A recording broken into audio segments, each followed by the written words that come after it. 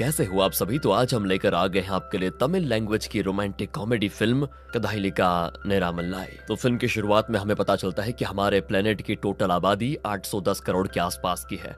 खुद इंडिया की पॉपुलेशन 140 करोड़ की है। इस तरह से अगर पॉपुलेशन बढ़ती गई तो हमारे प्लेनेट का क्या होगा। सारे रिसोर्सेस ही खत्म हो जाएंगे, ग्लोबल वार्मिंग बढ़ जाएगी। ऊपर से पिछले कुछ सालों में 159 फर्टिलिटी सेंटर्स बन चुके हैं चेन्नई में, और बच्चे पैदा होने पे बैन लगने की जगह पे टेस्ट ट्यूब्स बेबीज बनने लगे हैं। तो ये सारी बातें पहले श्रेया नाम की लड़की खूब सोचा करती थी, मगर फिर दिन आया 3 सितंबर 2017 और श्रेया के सर पे बेबी का बुखार चढ़ गया। मगर अब दिक्कत ये आ गई है कि वो चाह कर भी मां नहीं बन पा रही थी। इसीलिए वो अपने हस्बैंड करण के साथ जाती है एक IVF सेंटर में, जहाँ टेस्ट ट्यूब्स बेबीज किए जाते हैं। डॉक्टर कहती भी है कि तुम दोनों की तो फिलहाल में ही शादी हुई है, फिर भी इतने सारे कॉम्प्लिकेशन से बताओ। चलो कोई बात नहीं, हम आपको मां बनने का सुख जरूर देंगे। और फिर किसी और के स्पर्म से श्रेया को IVF के थ्रू प्रेग्नेंट किया जाता है। उसके साथ साथ उस हॉस्पिटल में उस वक्त 48 और लेडीज को प्रेग्नेंट किया जा रहा होता है। मगर अचानक श्रेया के दिमाग में ये सवाल आता है कि मेरे बच्चे का रियल बाप है कौन आखिर। मगर तब तक बहुत देर हो चुकी थी। डॉक्टर ने तो अपना काम कर दिया था और एनेस्थीसिया की वजह से वो बेहोश हो गई थी।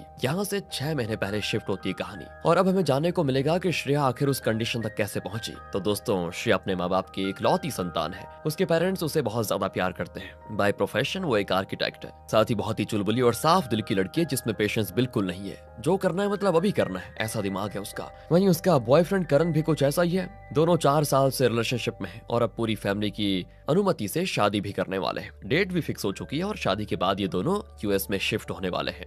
US की वीजा के लिए इन्हें हस्बैंड वाइफ होने का सबूत देना होगा। इसीलिए शादी से 10 दिन पहले करण उसको समझा बुझाकर कोर्ट मैरिज करने को कहता है, ताकि 15-20 दिनों में वीजा मिल जाए और दोनों US में शिफ्ट हो जाएं। पर क्या है ना, ये बात श्रेया अपने पेरेंट्स को नहीं बताती, क्योंकि उसके पेरेंट्स का मानना है कि पहले अच्छे से रीति रिवाज के हिसाब से शादी होना जरूरी है, बाद में कोर्ट मैरिज वगैरह होती रहेंगी। लेकिन श्रेया उनको बिना बताए ही करण से कोर्ट मैरिज कर लेती है। दूसरी ओर बेंगलुरु में सिड नाम का एक आर्किटेक्ट होता है। उसका भी श्रेया की तरह सोचना है कि हमें हमारे प्लेनेट को थोड़ा रहने लायक बनाना चाहिए।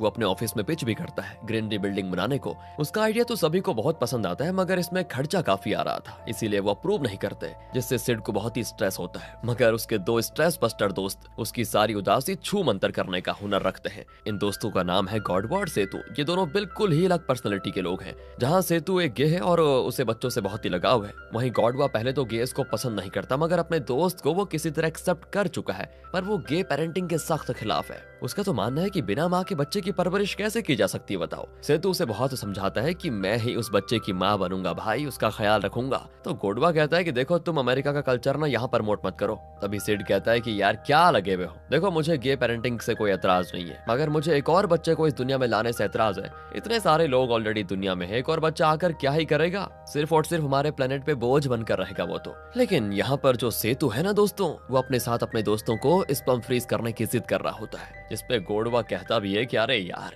लोग अपने दोस्तों के साथ बैंकॉक जाते हैं या किसी तीर्थ यात्रा पे जाते हैं, मगर तुम तो हमें स्पर्म बैंक लेकर जाने के पीछे पड़े हो। अरे हम तो नहीं आ रहे तुम्हारे साथ। और तब सेतु इनको समझाता है कि अभी तुम्हें बच्चे की जरूरत महसूस नहीं हो रही, मगर आज से 10 साल के बाद अगर तुम्हें बच्चे की जरूरत हुई तो कैसा क्या करोगे। अगर स्पर्म फ्रीज रहेगा तो तुम उसको इस्तेमाल करके कभी भी पेरेंट बन सकते हो। गॉडवा कहता है कि अगर मेरी वाइफ ने तुम्हारी ये बकवास सुन ली ना भाई, तो वो भी मुझे बच्चे के लिए परेशान करती रहेगी। सेतु कहता है कि एटलीस्ट मॉरल सपोर्ट के लिए तो चल लो मेरे साथ, वैसे भी बचपन से हमने सारे काम साथ में ही किए हैं, तो अभी पीछे क्यों हटना। तो किसी तरह से तो सिड और गॉडवा दोनों को कन्विंस कर लेता है अपने साथ स्पर्म फ्रीज करने के लिए, जहां अब इन तीनों को एक पेन ड्राइव और छोटी सी व्हाइट डिब्बी दी जाती है और फिर सेपरेटली रूम में भेज दिया जाता है स्पर्म डिब्बियों में भरने के लिए। उस पेन ड्राइव में गंदी गंदी वीडियोस होती है, मतलब उस तरह की जिसके बाद काम हो जाने के बाद वापस जमा करना था उनको, वो पेन ड्राइव भी और वो डिब्बी भी। मगर सिड बदमाशी करता है और वो पेन ड्राइव पे अपना हाथ साफ कर लेता है, जिससे उस हॉस्पिटल की नर्स बहुत हल्ला करती है कि वो हॉस्पिटल की प्रॉपर्टी है समझे,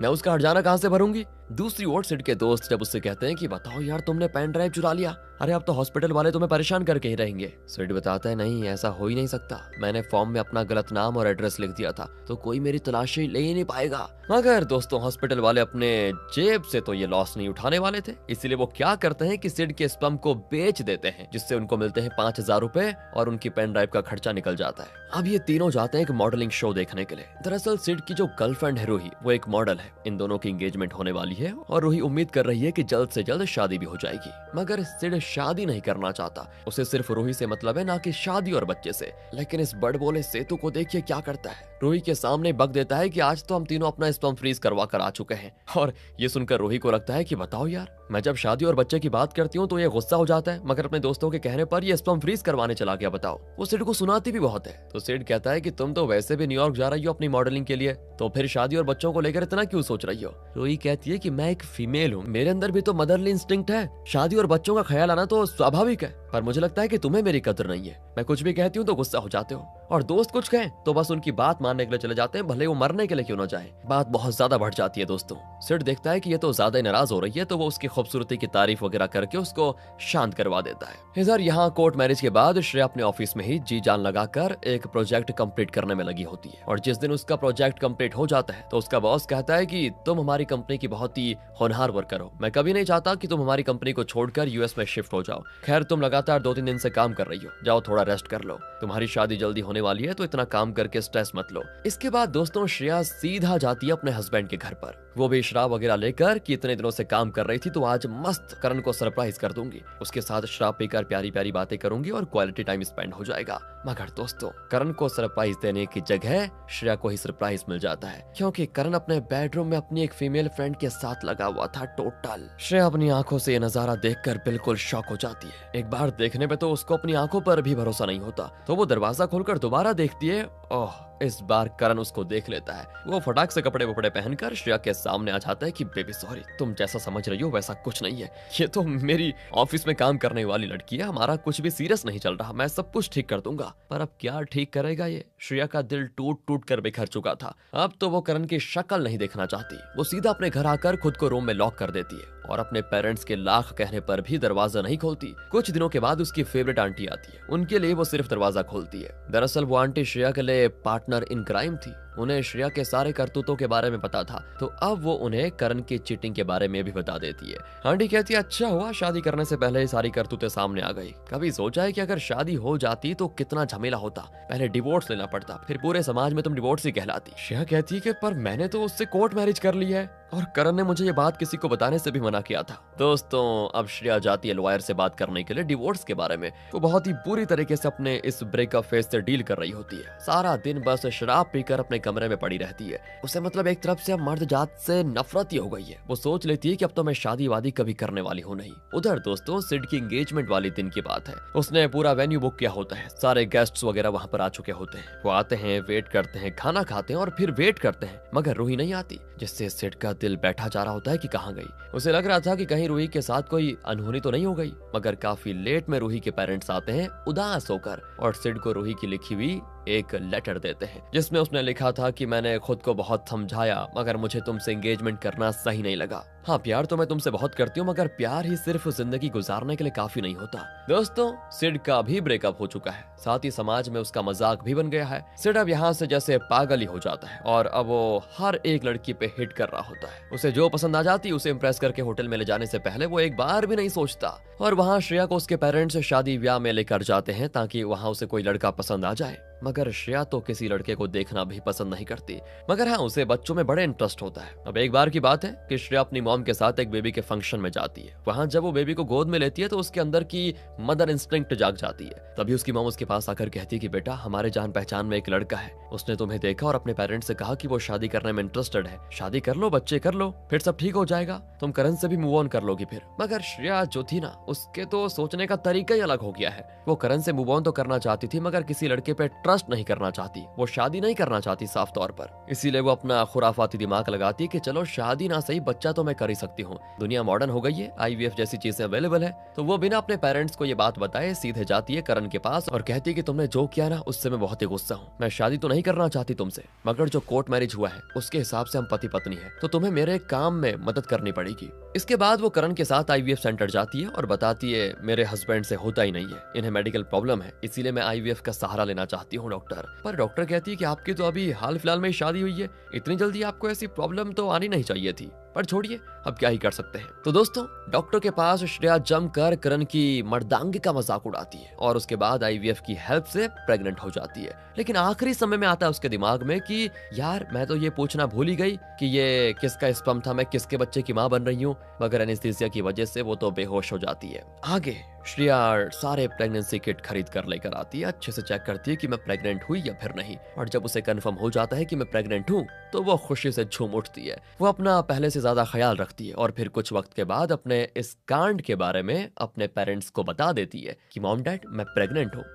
उसके पेरेंट्स को लगता है कि बच्चे का बाप करण ही होगा। तो उसकी माँ तो उसे खूब सुनाती है कि जब मैं तुम पे रोक टोक लगाती थी तो तुम मुझे सीरियसली नहीं लेती थी, और अब देखो क्या हो गया, तुमने शादी भी कैंसिल कर दी और उसके बच्चे की माँ भी बन गई हो। देखो अब तो तुम्हें किसी भी तरह उससे शादी करनी होगी। तो अब श्रेया कहती है कि क्या हो गया आपको, मॉम डैड करण इस बच्चे का बाप नहीं है। तो वो लोग पूछते हैं फिर कौन है, मगर श्रेया को तो पता ही नहीं है। वो कहती है अब मुझे नहीं पता। अब इस पे उसके पेरेंट्स भड़क जाते हैं कि ऐसे कैसे नहीं पता तुम्हें। तब जाकर श्रेया उनको सारी बातें बताती है कि मैंने आईवीएफ की हेल्प से कंसीव किया है। ये सुनते उसके पेरेंट्स का तो दिमाग खराब हो जाता है, खासकर उसकी माँ का। बहुत गुस्सा करती है और कहती है चुपचाप एबॉर्शन करवा ले बस। श्रेया की माँ उसे अपने घर से निकाल देती है। दोस्तों यहाँ तक अब श्रेया थी इंडिपेंडेंट लड़की, अच्छी पोस्ट भी थी उसकी, तो पैसों की कोई दिक्कत नहीं थी। वो आराम से अपने लिए एक अपार्टमेंट भाड़े पर ले लेती है और फिर उसे अपना घर बनाने में लग जाती है। जब डिलीवरी की डेट नजदीक आती है तो वो अपनी फेवरेट आंटी को अपने घर पे बुला लेती। वो आंटी भी शायद विडो थी या डिवोर्स थी, पता नहीं, पर वो सिंगल जरूर थी, जिसकी वजह से उन्हें श्रेया के साथ रहने में कोई दिक्कत नहीं होती।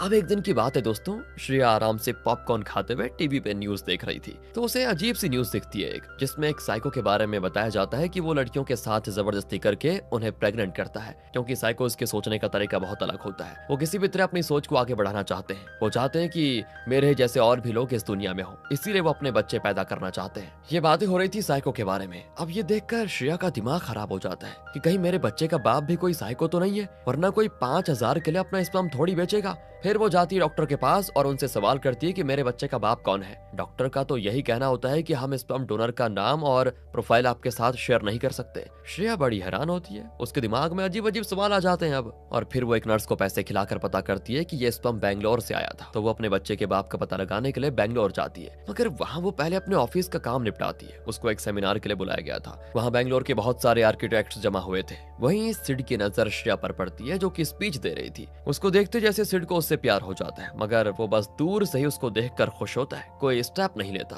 फिर रात में वो अपने दोस्तों के साथ फिर उसी बार में बैठकर शराब पी रहा होता है जहाँ वो हमेशा पिया करता था। कुछ ही देर में दोस्तों वहाँ पर श्रेया आ जाती है। दरअसल वो उसी एड्रेस पर आई थी जहाँ उसके होने वाले बच्चे के डैड रहा करते हैं। पर एड्रेस पे पहुंचने के बाद भी श्रेया शॉक्ड कि यहाँ पे तो कोई रेजिडेंशियल एरिया होने के बजाय एक बार है। तो कुछ समझ आया दोस्तों आपको? सिड ने जब अपना स्पर्म फ्रीज करवाया था तो जानबूझकर अपना नाम और एड्रेस गलत डाल दिया था। अभी बात तो श्रेया भी समझ जाती है, मगर उसे बड़े जोर की भूख लगी थी उस समय। तो वो सोचती है हटाओ इस नालायक की चर्चा, मैं अपनी पेट पूजा कर लेती हूँ, बाकी बातें बाद में। मगर जब वो अंदर आती है तो उसकी मुलाकात हो जाती है सिड से। अब सिड अचानक वहाँ पे श्रेया को देखकर सरप्राइज, पर वो ये मौका हाथ से गंवाना नहीं चाहता था, इसलिए वो सामने से जाकर श्रेया से बात करता है और बताता है मैं भी एक आर्किटेक्ट हूँ, आपको मैंने आज सेमिनार में स्पीच देते हुए देखा, बड़ा अच्छा लगा, मानना पड़ेगा आप बड़ी अच्छी स्पीकर हैं, काफी कॉन्फिडेंटली बात करती हैं आप वैसे। इसके बाद श्रेया को सिड अपने बाकी दोस्तों से मिलवा लेता है। ये लोग साथ में खाते पीते हैं, काफी सारी बातचीत करते हैं, और जब घर जाने की बारी आती है तो श्रेया को सिड अपने घर चलने को कहता है कि मेरे डैड बहुत ही अच्छी हिल्सा फिश बनाते हैं। अब एक अनजान लड़के के घर पे जाने में, वो भी रात में, श्रेया को थोड़ा अजीब लग रहा था, मगर सिड काफी फ्रेंडली बिहेव करता है तो वो साथ में चल लेती है। इनके साथ सेतु भी आ जाता है। फिर घर आने पर श्रेया सेतु, सिड और उसके दोस्तों के साथ गेम्स खेलती है। अंकल के हाथों की बनी हुई हिल्सा फिश ट्राई करती है, उसे यहाँ टाइम स्पेंड करने में बड़ा मजा आ रहा होता है। फिर खाना वाना खाने के बाद जब अकेले में सिड और श्रेया बात कर रहे होते हैं तो दोनों को एक दूसरे के लिए थोड़ा अच्छा वाला अट्रैक्शन फील होता है। दोनों किस भी करने वाले होते हैं, मगर श्रेया को सिड की एक बात खटक जाती है कि वो बच्चों को बिल्कुल पसंद नहीं करता, मतलब वो डैड बनना ही नहीं चाहता। और श्रेया तो प्रेग्नेंट है, उसे लगता है कि अगर मैं सिड के साथ रिश्ता बना भी लेती हूँ तो ये आदमी बच्चे को डैड का प्यार तो देगा ही नहीं। इसीलिए श्रेया पीछे हट जाती है और सीधा कहती है मुझे जाना है, मेरी फ्लाइट है। मगर इतनी रात को सिड उसको अकेले जाने नहीं देता, वो खुद उसको एयरपोर्ट तक छोड़ने के लिए जाता है। यहाँ ये दोनों एक दूसरे से अब आखिरी बार हक करते हैं। दोनों के दिल में आग तो लगी थी, मगर श्रेया बच्चे का सोचकर पीछे हट रही थी। वहीं सिड को लग रहा होता है कि शायद ये मुझको लाइक नहीं कर रही है, मुझे फोर्स भी नहीं करना चाहिए। फिर श्रेया सिड से दूर जाते वक्त भगवान से यही प्रार्थना करती है कि मेरी कोख में पलने वाला बच्चा लड़का ना हो भगवान, क्योंकि आज के लड़के किसी काम के नहीं है, ऐसा उसका सोचना था, जबकि गलत बात है। वैसे श्रेया बस लड़की चाहती है दोस्तों, मगर तकदीर को शायद कुछ और ही मंजूर होता है। क्योंकि जब श्रेया की डिलीवरी होती है तो उसे एक बेबी बॉय होता है। अब अपना बच्चा है तो उसे किसी भी हाल में एक्सेप्ट करना ही पड़ेगा, भले ही वो लड़का हो या फिर लड़की। इसके बाद कहानी 8 साल के आगे चली जाती है। श्रेया अपनी फर्म की अभी भी सबसे होनहार वर्कर है और उसके बॉस उसको कहता है कि अगर विश्वामित्रा की प्रोजेक्ट हासिल करने में तुम कामयाब हो जाती हो तो मैं तुम्हें अपना हाफ पार्टनर बना लूंगा, क्योंकि विश्वामित्रा 120 बिल्डिंग्स बनवाने वाले हैं। इसके बाद हमें क्लासरूम में बच्चों को अपने फादर के बारे में बातें करते हुए देखते हैं। दरअसल स्कूल में फादर्स वीक चल रहा होता है तो वो सभी अपने अपने फादर के बारे में बताते हैं कि वो कैसे हैं, क्या काम करते हैं, कितना प्यार करते हैं, वगैरह वगैरह। पर जब पार्थ की बारी आती है तो वो बताता है मेरे डैड तो इंडिया पाकिस्तान की वॉर में शहीद हो गए थे। उस वक्त मैं काफी छोटा था, इसीलिए मैंने उनके साथ कोई खास टाइम स्पेंड नहीं किया। पर मेरी मॉम बताती है कि वो वर्ल्ड के बेस्ट डैड थे। दोस्तों अभी तक आप समझ ही गए होंगे वैसे कि पार्थ कोई और नहीं बल्कि श्रेया का बेटा है, जिसे उसकी मॉम ने उसके डैड के बारे में झूठी कहानी सुना के रखी हुई है ताकि वो बार बार अपने डैड के बारे में ना पूछे, क्योंकि श्रेया को तो खुद अपने बच्चे के बाप की रियल आइडेंटिटी पता ही नहीं है। और किस्मत का करिश्मा देखिए दोस्तों, बेंगलोर के जिस बिल्डिंग में श्रेया अपने बच्चे के साथ रहती है वहीं सिड भी कुछ दिनों के लिए रूम रेंट पर लेने के लिए आ जाता है और उसकी मुलाकात अपने बेटे से कुछ यूं होती है कि एक फुटबॉल आकर सिड को हिट करती है और उस फुटबॉल को लेने पार्थ आता है। उसके सारे दोस्तों की नजर पार्थ पर होती है कि वो बॉल लाएगा या फिर नहीं, और इसी बात का फायदा उठाता है सिड। वो जानबूझकर बॉल को किक मारकर इतनी दूर फेंक देता है ना कि वो लाख खोजने के बाद भी नहीं मिलती। तो पार्थ घर पर आकर वीडियो गेम खेलने में लग जाता है। श्रेया जब घर आती है तो उसके डैड उसकी मॉम से छिपकर कॉल करते हैं और अपने नाती से बात करना चाहते हैं, मगर पार्थ तो गेम खेलने में इतना बिजी है कि वो अपने नाना जी से बात ही नहीं करता, जिससे श्रेया इरिटेट हो जाती है और कहती है पता नहीं ये किस पे गया है, एक बात नहीं सुनता ये लड़का। तो इस पे श्रेया की आंटी कहती है क्या पता अपने बाप पे गया हो।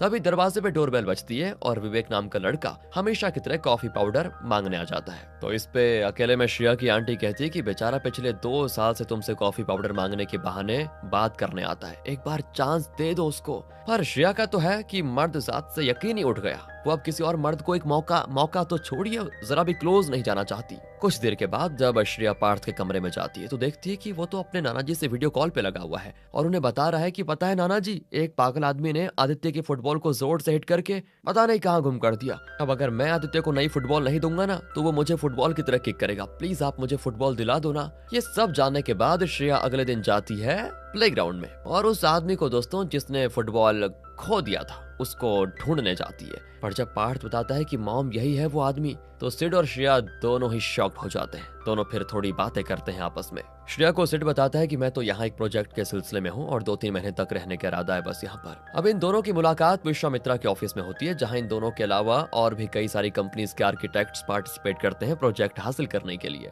और कुछ दिनों के बाद ही ये पता चल जाएगा कि किसको ये प्रोजेक्ट मिलेगा। मीटिंग के बाद श्रेया और सिड साथ में वाइन पीने के लिए बैठते हैं और एक दूसरे को चैलेंज करते हैं कि देखना ये प्रोजेक्ट तो मुझे ही मिलेगा, हम दोनों में से किसी को भी ये प्रोजेक्ट मिल जाए पर इसका हमारी फ्रेंडशिप पर कोई असर नहीं पड़ेगा। अगले दिन की बात है, श्रेया को उसके बेटे के स्कूल में बुलाया जाता है जहां टीचर कंप्लेन करते हैं कि पार्थ ने स्टूडेंट्स के साथ मारपीट की है। अब रात में जब श्रेया सिड से पूछती है कि तुमने मारपीट क्यों की, तब वो बताता है कि वो लोग मेरे डैड के बारे में उल्टा पुल्टा बोल रहे थे जो मुझसे बर्दाश्त नहीं हुआ। मॉम सबके डैड होते हैं, मेरे डैड क्यों नहीं है? तो श्रेया चुप हो जाती है, फिर कुछ सोच के कहती है कि देखो तुम्हें कभी सुना है कि सुपर हीरो के डैड होते हैं? नहीं ना, इसी तरह तुम्हारे भी डैड नहीं है। अब पार्थ पूछता है पर सुपर हीरोज के पास तो सुपर पावर्स होते हैं, मेरे पास तो है नहीं। और तब श्रेया समझाती है कि सुपर हीरोज के सुपर पावर एक वक्त के बाद ही अनलॉक होते हैं, तुम भी जब बड़े हो जाओगे तो तुम्हें भी सुपर पावर्स मिल जाएंगे। अगले दिन की बात है, पार्थ अचानक लापता हो जाता है जिससे श्रेया का तो रो रो कर बहुत ही बुरा हाल हो जाता है कि कहाँ गया। वो पहले अपनी सोसाइटी में हर जगह उसे ढूंढती है, फिर सबसे लास्ट में ढूंढते ढूंढते सिड के पास जाती है। अब श्रेया को इस तरह रोते गिड़गिड़ाते देखकर सिड को बड़ा बुरा लग जाता है। वो कहता है कि घबराओ मत, मैं हूं ना, मैं कुछ करता हूँ। इसके बाद वो पुलिस को कॉल करके सारी बातें बताता है। फिर बड़ी मुश्किल से पार्थ को लोकल एरिया में ढूंढा जाता है और काफी ढूंढने के बाद उसे रेलवे स्टेशन से बरामद किया जाता है। और जब सिड से पूछा जाता है कि वो रेलवे स्टेशन पर क्या कर रहा था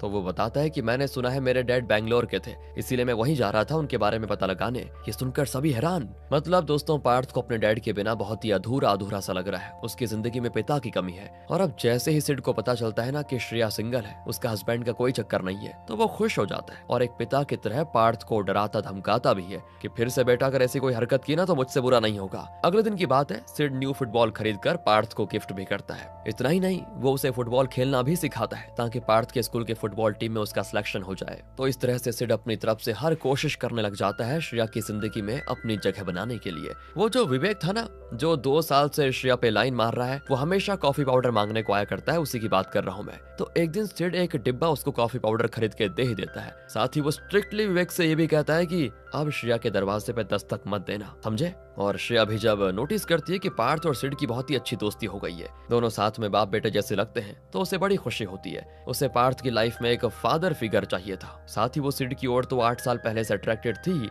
तो उसे लगता है कि सिड से अगर बात बन जाएगी तो मैं भी खुश और मेरा बेटा भी खुश। अब कुछ दिनों के बाद श्रेया और सिड दोनों को ही बैंगलोर जाना होता है काम के सिलसिले में। तो सिड अपनी मस्त सी कार में पार्थ और श्रेया दोनों को लेकर जाता है। बैंगलोर में तो सिड का घर ही है, तो वो अपने घर पर ही इनको रखता है, जहाँ सिड के डैड को पार्थ दादाजी कहता है। ये लोग फिर साथ में काफी अच्छा टाइम स्पेंड करते हैं और साथ ही अपना काम भी निपटा लेते हैं। सब कुछ बहुत बढ़िया चल रहा होता है कि एक दिन अचानक रूही आ धमक जाती है। रूही वही है दोस्तों, सिड की एक्स गर्लफ्रेंड, जो मॉडलिंग करने के लिए न्यूयॉर्क चली गई थी। वो हाल ही में अपने होम टाउन में आई है और उसे जब पता चल जाता है कि सिड भी यहीं पर है, तो वो एक बार उससे मिलने आ जाती है। पर जब वो आने के बाद श्रेया से उसकी नजदीकियां देखती है तो इनसिक्योर हो जाती है और अकेले में सिड से माफी मांगती है एंगेजमेंट वाले दिन ना आने के लिए। साथ ही अब वो एक फ्रेश स्टार्ट करना चाहती है। दूसरी ओर जब श्रेया को रूही के बारे में पता चलता है तो वो भी थोड़ा इनसिक्योर हो जाती है कि मैं तो एक बच्चे की माँ हूँ और रूही एक मॉडल है, सिड उसको छोड़कर मुझ पर क्यों प्यार करेगा। अब इन दोनों के बीच में सिड फंस जाता है। ऊपर से जब इनको चेन्नई आना होता है तो वहाँ पे मुझे भी कुछ काम है बोलकर रूही भी इनके साथ चली जाती है। और यही नहीं दोस्तों, सिड के अपार्टमेंट में ही स्टे करती है,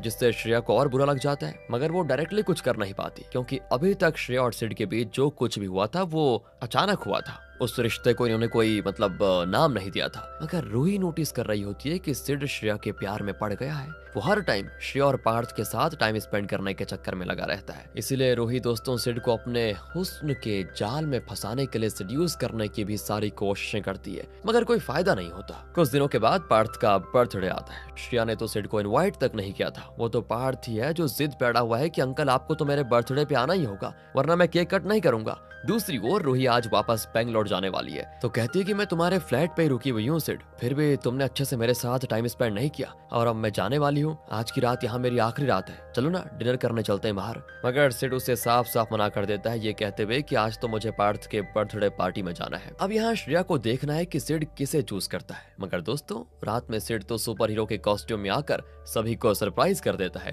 पार्थ भी सिड को देखकर बहुत खुश। फिर ये लोग साथ में अच्छे से पार्थ का बर्थडे सेलिब्रेट करते हैं। इसके बाद ड्रेस चेंज करने के लिए सिड श्रेया के रूम में जाता है। वहाँ वो श्रेया का लैपटॉप ऑन करके देखता है तो रुककर कुछ देखने लगता है कि श्रेया अपने प्रोजेक्ट पर क्या काम कर रही है। मगर तभी वहाँ पे श्रेया आ जाती है और उसे अपना लैपटॉप चेक करते हुए देखकर भड़क जाती है। कहती है कि अच्छा तो तुमने मेरे बेटे का यूज किया मेरे लैपटॉप तक पहुंचने के लिए, ताकि वो प्रोजेक्ट तुम्हें मिल जाए। अब सिड उसको समझाने की कोशिश करता है कि नहीं मेरा ये मतलब नहीं था, लेकिन श्रेया तो उसको झाड़ कर अपने घर से निकाल देती है। अगले दिन जब वो ऑफिस पहुंचती है तो पता चलता है कि सारे फर्म्स के केस में सिड ने पहली पोजीशन हासिल की है और श्रेया ने सेकंड, यानी विश्वामित्रा के प्रोजेक्ट सिड को मिलेगा। मगर पता नहीं क्यों उसने बैकआउट कर दिया है, जिसकी वजह से वो प्रोजेक्ट अब मिलेगा श्रेया को, जिससे खुश होकर श्रेया के बॉस उसे अपना पार्टनर बना लेते हैं और सिड की बेवकूफी पे हंसते हैं और कहते हैं कि अब तो पक्का सिड की कंपनी उसको निकाल देगी। दूसरी तरफ हम देखते हैं कि सिड अपनी मर्जी से अपनी कंपनी से रिजाइन कर रहा है। सिड के वापस बैंगलोर आ जाने के बाद श्रेया को अपनी गलती का एहसास होता है कि वो तो मेरी मदद करना चाह रहा था और मैंने उसे गुस्से में कितना भला बुरा कह दिया। अब श्रेया को तो सिड की कमी महसूस हो ही रही थी, मगर उससे भी ज्यादा पार्थ को उसकी कमी खल रही थी। उसके साथ पार्थ को सब कुछ बड़ा कूल लगता था और अब तो हर चीज उसको बोरिंग लगने लग जाती है। इसी दौरान दोस्तों पार्थ फिर से लापता हो जाता है, जिससे श्रेया का फिर से रो रो कर बुरा हाल। इस बार तो बात काफी हद तक बढ़ भी जाती है। श्रेया की माँ जिसने 8 सालों तक उससे बात नहीं करी थी, वो भी पार्थ के मिसिंग होने पे श्रेया के पास आ जाती है, उससे बातचीत करना शुरू कर देती है। इस केस में पुलिस भी इन्वॉल्व हो जाती है और काफी जांच पड़ताल करने के बाद तब पता चलता है कि पार्थ तो सिड के पास चला गया है बेंगलोर, क्योंकि वो उसे बहुत ही मिस कर रहा था। सिड को पता था कि श्रेया काफी परेशान हो रही होगी, इसीलिए वो तुरंत ही कॉल करके श्रेया को इन्फॉर्म कर देता है और फिर अपनी कार से पार्थ को चेन्नई लेकर आता है। श्रेया उसे हक करके राहत की सांस लेती है और फिर फिर सिड का शुक्रिया अदा भी करती है। साथ ही उस दिन की मिसअंडरस्टैंडिंग्स और बदतमीजी के लिए माफी भी मांगती है। आगे दोस्तों पार्थ के स्कूल में फुटबॉल मैच होता है, जिसमें पहले तो वो टीम में जगह बनाता है और सिड की ट्रेनिंग की वजह से वो बड़े ही शानदार तरीके से खेलकर अपनी टीम को मैच भी जिता देता है। एक तरफ तो पार्थ गेम खेल रहा है, वहीं उसके गेम को श्रेया और सिड देखते हुए आपस में बातें कर रहे होते हैं। सिड श्रेया को बताता है कि मैंने अपनी जॉब से रिजाइन कर दिया क्योंकि मैं बहुत पहले से ही अपना खुद का फर्म शुरू करना चाहता था, मगर हिम्मत नहीं जुटा पा रहा था। मगर तुमसे मिलने के बाद, तुम्हें जानने के बाद मुझे लगा कि जब तुम अपनी लाइफ के साथ रिस्क लेकर टेस्ट ट्यूब पे भी कर सकती हो तो मैं अपनी फर्म तो स्टार्ट कर ही सकता हूँ। एक्चुअली तुम ही मेरी इंस्पिरेशन हो और मैं तुम्हारे साथ ही अपनी पूरी लाइफ स्पेंड करना चाहता हूँ। I love you. मैं जितना प्यार तुमसे करता हूँ उससे ज्यादा प्यार मैं पार्थ से करता हूँ, तो मैं उसे अपनाने के लिए भी तैयार हूँ। तुम दोनों से मिलने के बाद सच बताऊं तो मेरी सोच बदल गई। मैं एक कंप्लीट फैमिली मैन बनना चाहता हूँ। ये सुनकर श्रेया के दिल को राहत की सांस मिलती है और वो रिलेशनशिप के लिए हाँ कर देती है, मगर दोनों ही शादी करके लॉ के बीच में नहीं आना चाहते। वो इस तरह बिना किसी रूल के डर कर साथ में जिंदगी बिताना चाहते हैं। वहीं दूसरी ओर सिड का जो गे फ्रेंड था ना सेतु, उसे अपना प्यार मिल गया था और वो शादी भी कर लेता है। सेतु की शादी में जब तीनों दोस्त फिर से एक जगह पे जमा होते हैं तो वो 8 साल पहले वाली स्पर्म फ्रीजिंग की बात याद करते हैं और खूब हंसते भी हैं। और जब वहाँ पे श्रेया आती है तो चुप हो जाते हैं। जिससे होता यह है कि आखिर तक श्रेया और सिड को पता ही नहीं चल पाता कि पार्थ सिड के स्पर्म से ही बना है। मगर कोई बात नहीं, नसीब ने इनको काफी करीब ला दिया है और अनजान होने के बाद भी सिड ने पार्थ को अपने बेटे का दर्जा और हक दोनों दे दिया। तो इसी हैप्पी एंडिंग के साथ होती है इस मूवी का दी एंड। मिलते हैं आपसे अगली वीडियो में। ध्यान रखिए अपना। Thanks for watching.